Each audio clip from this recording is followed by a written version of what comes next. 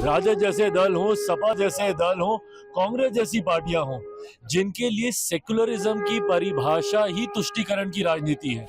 एक धर्म विशेष के लोगों की वाहवाही करते रहो, उनकी गलतियों के ऊपर भी पर्दा डालते रहो, और अगर आप उनके लिए ही कुछ करेंगे तभी आप सेक्युलर हैं। अभिव्यक्ति की आज़ादी का मतलब कतई ये नहीं है कि आप कुछ भी कहे जाएं और उसके ऊपर लोग खामोश बैठे रहें। जिस तरीके से बिना मतलब के इस विवाद की शुरुआत की गई है, हर कोई जो इतिहास का जानकार है वो जानता है कि उस दौर में औरंगजेब के शासनकाल में क्या क्या घटनाएं घटी थी, कैसी कैसी यातनाएं दी जाती थी, उनके खुद के संबंध अपने ही परिवार के लोगों के साथ क्या थे, कैसे थे।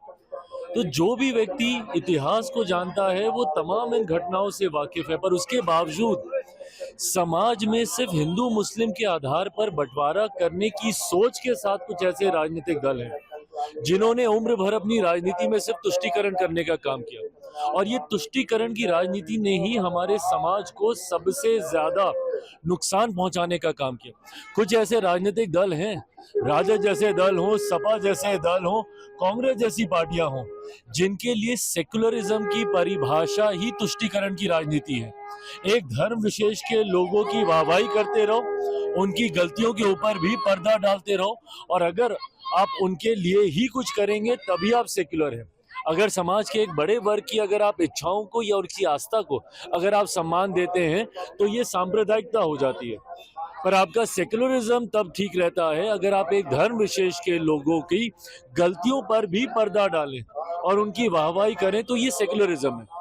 इसी सोच के साथ लंबे समय तक ये राजनीतिक दल, बिहार में राजद जैसी पार्टियां, उत्तर प्रदेश में सपा जैसी पार्टियां और केंद्र में कांग्रेस जैसी पार्टियों ने सिर्फ हिंदू मुस्लिम कर करके, तुष्टीकरण की राजनीति कर करके हमारे देश, हमारे समाज, हमारे प्रदेश का सिर्फ अहित करने का काम किया। सपा नेता को जेल में डालने की बात कहा जाए, क्या सच में जेल में डाल देना चाहिए सपा नेता को औरंगजेब के समर्थन? भाई मुझे नहीं पता कि जेल में डालने का इसके लिए कोई प्रावधान है कि नहीं है, पर अभिव्यक्ति की आज़ादी का मतलब कतई ये नहीं है कि आप कुछ भी कहे जाएं और उसके ऊपर लोग खामोश बैठे रहें। इस तरीके की भाषा का इस्तेमाल करना है, इस तरीके के शासनकाल का महिमा मंडल करना, और वो भी किसके सामने आप कर रहे हैं?